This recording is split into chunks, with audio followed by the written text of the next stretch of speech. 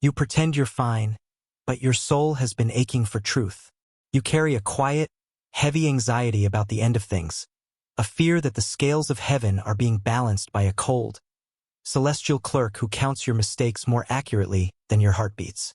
You feel lost in the mechanics of religion, wondering if your silent struggle is even seen, or if you are simply another face in a crowd of billions, waiting for a verdict you dread. Joseph Smith once felt the same, trembling in the darkness of a grove, agonizing over the state of his soul before heaven ever opened. He understood that the greatest burden a human being carries is the uncertainty of their own standing before the divine. If this resonates with you, if you have felt that hollow echo in your chest when you think about the life to come, then pay attention. Write the word ready in the depths of your mind, because what you are about to hear is not a sermon. It is a dismantling of your fear. Most people, even those who claim to follow the light, deeply confuse the process of what happens when the breath leaves the body. They imagine a courtroom, a harsh sentence, or a sudden, arbitrary sorting. But Joseph saw something far more profound, far more beautiful, and far more demanding. He saw 3 specific things that decide your place long before the final judgment ever begins. He saw that the spirit world is not a waiting room, but a workshop, that the resurrection is not a gift of uniform skin, but a harvest of light, and that your placement in eternity is not a destination assigned to you, but a frequency you have become. Stay with me until the very end, especially until we reach the 3rd revelation, because it is the one that will finally stop the war inside your heart. You have been told that judgment is a day, but Joseph saw that judgment is a condition. You have been told that you are being watched, but the truth is that you are being formed. This is the moment your perspective shifts from the fear of being seen to the joy of being known. The air in the room where Joseph received his most expansive visions was often thick with a glory that the natural eye could barely endure. He wasn't just looking at the future. He was looking at the structural integrity of the human soul. He saw that the moment you cross the veil, you are not met with a list of your sins, but with the reality of your own nature.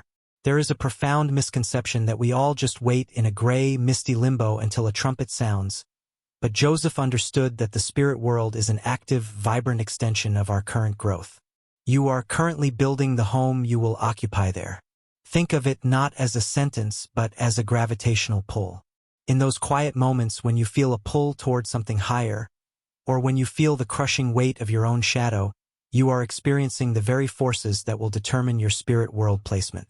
Joseph saw that the spirit world is divided not by walls, occupies not by geography, but by the level of light an individual is capable of sustaining. This is why you feel so much internal conflict right now. Your soul is trying to calibrate itself to a higher kingdom while your mortal fears try to anchor you to the earth. Joseph's insights into the spirit world revealed that it is a place of intense preparation, where the things we didn't quite finish here are brought to a climax. It is a realm of radical honesty. You cannot hide there. You cannot pretend you are fine when you are aching. You cannot perform a righteousness you do not possess. This realization is the beginning of true peace because it removes the need for spiritual theater. When Joseph looked into the heavens, he didn't see a God who was looking for reasons to exclude us. He saw a Father who had designed a universe where every soul finds the exact degree of glory it is willing to receive. The confusion that plagues so many is the idea that we are being judged on a curve. We are not. We are being judged on our capacity. This is why the first thing Joseph saw is so vital to understand. It is the weight of your intent, the invisible momentum of your deepest desires, that sets the coordinates for your soul's journey the moment you step out of time. To understand the first thing Joseph saw that decides your place, you must look past your actions and into the raw, unpolished center of your will. Joseph Smith taught a principle that many find startling, that we will be judged according to the desires of our hearts. Think about the implications of that for a moment.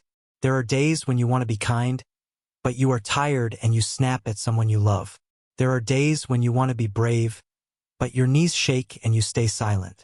In the ledger of the world, you failed. But in the vision Joseph received, the intent, that burning, silent wish to be better, is recorded as a primary reality. He saw that 2 people could perform the exact same act, yet receive entirely different rewards because one did it out of a thirst for light and the other out of a hunger for praise. This is the sacred anatomy of desire.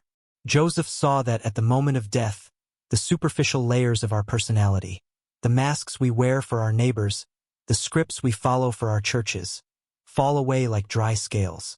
What remains is the core momentum of the soul. If your deepest intent, despite all your fumbles and falls, was to move toward the light, that intent becomes a spiritual law of motion. It carries you into a state of paradise, which is not a tropical garden, but a state of rest from the internal war. You find yourself among those who share that same core frequency. This is why the silent struggle you are going through right now matters so much. When you choose to try one more time, even when you feel like a failure, you are forging an intent that is harder than diamond. Joseph saw that this intent is what determines your spirit world placement. It isn't about how many times you fell. It's about which direction you were facing when you fell. This is the hidden emotional truth that most miss. God is not looking for a perfect record. He is looking for a perfected heart. A heart that has been broken and turned toward him is more valuable in the eternal economy than a heart that is pristine but cold.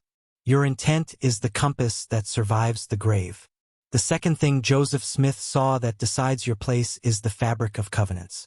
To the modern ear, the word covenant can sound like a legal contract, something dry and demanding. But in the prophetic vision, Joseph saw covenants as actual, literal threads of power that bind the soul to the divine hierarchy of the universe. He saw that those who had entered into and sought to keep these sacred alignments were not just better people, but they were fundamentally different beings. They had an umbilical connection to the source of all life.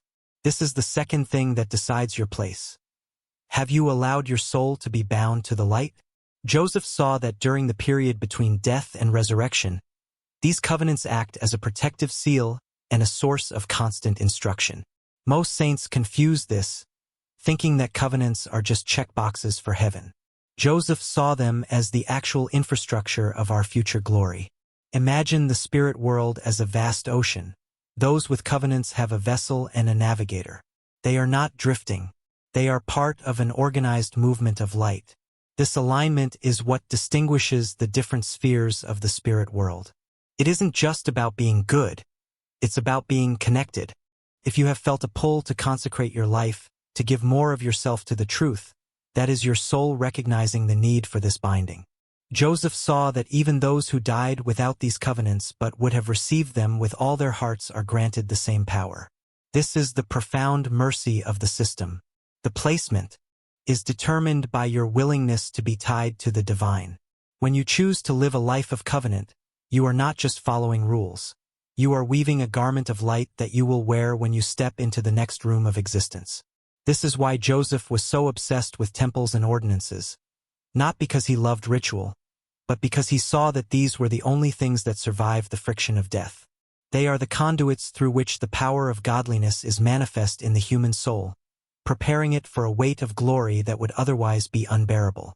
The third thing Joseph saw, and perhaps the most misunderstood, is the intensity of light and truth an individual has actually incorporated into their being. This is what determines the resurrection glory. Joseph Smith famously stated that the glory of God is intelligence, but he didn't mean IQ or academic learning. He meant light and truth. He saw that at the final judgment, there is no need for a long trial where evidence is presented. The evidence is the body itself.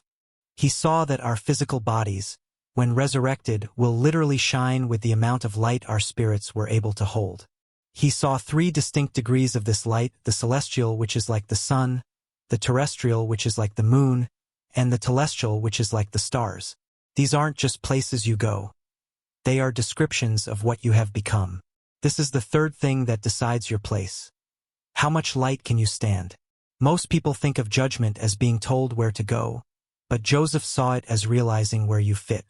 If a soul has spent its life avoiding truth, suppressing light, and embracing the shadows of the ego, the presence of God would not be a reward. It would be a burning agony. Such a soul would choose a lower kingdom because that is where it feels at home. The place is a perfect match for the soul's capacity. This is why your current search for truth is so vital. every time you choose to see the truth about yourself, every time you choose to forgive, every time you choose to learn a spiritual principle and live it, you are increasing your intelligence, your capacity for light. Joseph saw that this process continues even after death, but the foundation is laid here. The confusion comes when we think we can skip the work of becoming and just get into heaven. You cannot be in a place you are not equal to. Judgment is the moment when the external reality finally matches the internal reality. It is the great alignment. Joseph Smith's vision of the 3 degrees of glory, recorded in the 76th section of the Doctrine and Covenants, was so revolutionary that it nearly broke the early church. People were used to a heaven and a hell, a simple binary of saved or damned. But Joseph saw a spectrum. He saw that the vast majority of God's children would end up in a kingdom of glory far beyond human comprehension. This is the wisdom-heavy part of the message. God is a much better parent than we have been led to believe. However, the place you occupy within that glory is decided by your relationship to the testimony of Jesus. This was the dividing line Joseph saw. Are you valiant in that testimony? To be valiant doesn't mean you never doubt. It means that when the darkness comes, you hold onto the light you have already received. It means you don't let the world's cynicism extinguish your inner fire. Joseph saw that those in the celestial kingdom were those who received the testimony of Jesus and believed on his name and were baptized, that by keeping the commandments they might be washed and cleansed from all their sins. But more than the outward acts, they were those who had overcome by faith. They had faced the silent struggle and chose to believe in the dawn even while it was still night. The terrestrial glory, he saw, was for the honorable men of the earth, who were blinded by the craftiness of men. They were good people, but they didn't want the full intensity of the divine fire. They wanted a comfortable goodness, not a transformative holiness. This distinction is crucial. Your place is decided by how much of God you actually want. If you want everything he has, you must be willing to become everything he is. This is the consecration Joseph spoke of. It is a terrifying and beautiful surrender of the ego. There is a moment in the process of awakening when you realize that you are the one holding the keys to your own prison. Joseph Smith's revelations suggest that we are our own judges. The books that are opened are the records written in our own members, our own DNA, our own spirits, our own memories. When Joseph saw the 3 things that decide our place, he was seeing the natural consequences of spiritual laws. If you plant a seed of bitterness, you cannot harvest a fruit of glory. If you plant a seed of light, even in the mud of a difficult life, you will harvest a body of light. This is why he emphasized the importance of this life as the time for men to prepare to meet God. Not because God is impatient, but because the process of becoming takes time. You are like a piece of iron being forged. The heat, the hammering, the cooling, it's all part of making you capable of holding an edge. The spirit world placement is where the metal rests and is polished. The resurrection is where the metal is transformed into something else entirely. Joseph saw that the confusion of the saints often stemmed from a lack of understanding about the spirit of revelation. They thought revelation was only for prophets, but Joseph taught that every soul must receive its own witness. Without that witness, you are living on borrowed light, and borrowed light cannot sustain you through the veil. You must have your own connection. You must know for yourself. This is the breakthrough the narrator speaks of. It is the moment you stop asking others if you are okay and start asking the source. When you do that, the fear of judgment begins to dissolve, replaced by a sober and joyful responsibility for your own soul. Let us speak of the moment of emotional surrender. Joseph Smith knew what it was like to be hated, betrayed, and physically hunted.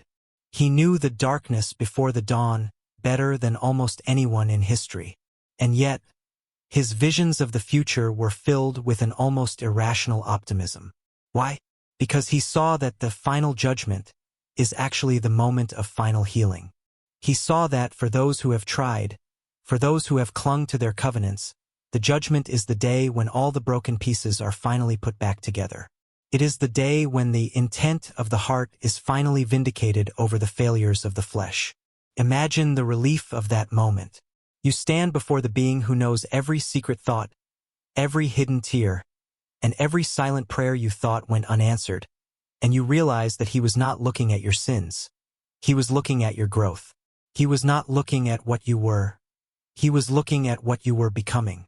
Joseph saw that the place we receive is a gift of perfect belonging. You will be where you are most comfortable, where you are most loved, and where you can most effectively continue to progress. There is no error in the placement. It is a perfect, mathematical, and spiritual resonance. The silent struggle you carry today is the raw material for your future glory. Every time you choose to love despite being hurt, you are expanding your celestial capacity. Every time you choose truth over convenience, you are brightening your resurrected body. This is the sacred psychological breakthrough of the restoration. That you are a co-creator of your own eternal destiny. Joseph saw that the majority of people confuse the spirit world with the final judgment. This is a vital distinction. The spirit world is the immediate aftermath of death, a state of being where we continue to learn. Joseph's successor, Joseph F. Smith, would later expand on this, seeing that the work of teaching and redemption goes on with incredible intensity behind the veil. This means that your place is not static. You are not stuck the moment you die. However, the three things Joseph saw, intent, covenants, and light, remain the deciding factors. Even in the spirit world, you move toward the light by changing your intent, seeking alignment, and receiving truth. But Joseph saw that there is an advantage to doing this work while in the flesh. There is a specific kind of power that comes from choosing light while under the influence of a physical body with all its appetites and distractions. This is why this life is so precious. It is the high-gravity training ground. If you can learn to love here, you will soar there. If you can learn to be still here, you will find a profound peace there. Joseph's insights invite us to stop living for the afterlife as if it's a distant country, and to start living as citizens of that country right now. Your place is being decided by your current alignment. Are you in alignment with your highest self? Are you in alignment with the divine whispers that come in the middle of the night? If you feel a spiritual hunger, that is a sign that your place is being prepared. It is a sign that you are being called to a higher degree of light. The intensity of Joseph Smith's message often slows down here into a reflective rhythm. Think about the darkness before the dawn. Many of you feel you are in that darkness right now. You feel the silence of heaven and the noise of the world. You feel like the place you are in is one of abandonment. But Joseph saw that it is often in the moments of greatest trial that the soul's capacity is most rapidly expanded. He saw that the place of the martyrs, the place of the sufferers, and the place of those who endured to the end was the highest of all. Not because God likes suffering, but because suffering, when consecrated, burns away the dross of the ego faster than anything else. It leaves only the pure intent. It forces a reliance on covenants that nothing else can. It makes the soul thirsty for light. If you are in a hard place, know that it is not a sign of God's displeasure, but perhaps a sign of your own potential. You are being fitted for a glory that requires a deep foundation. Joseph saw that the three things are not just hurdles to jump over.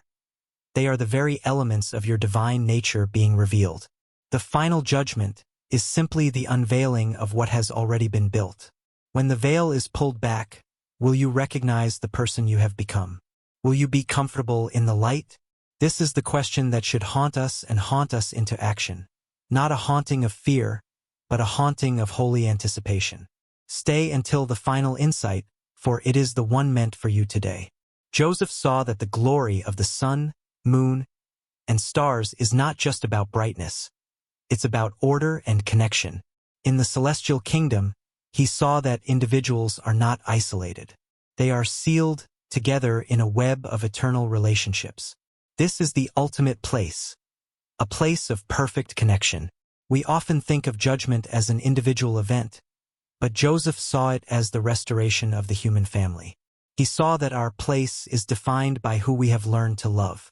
If you want a place in the highest glory, you must begin to practice the love of that glory now. You must learn to see others as they will be, not as they are. This is the prophetic insight that changes everything. If you are angry, if you are resentful, If you are holding onto the darkness of the past, you are limiting your future place. Not because God is punishing you, but because those emotions are low frequency.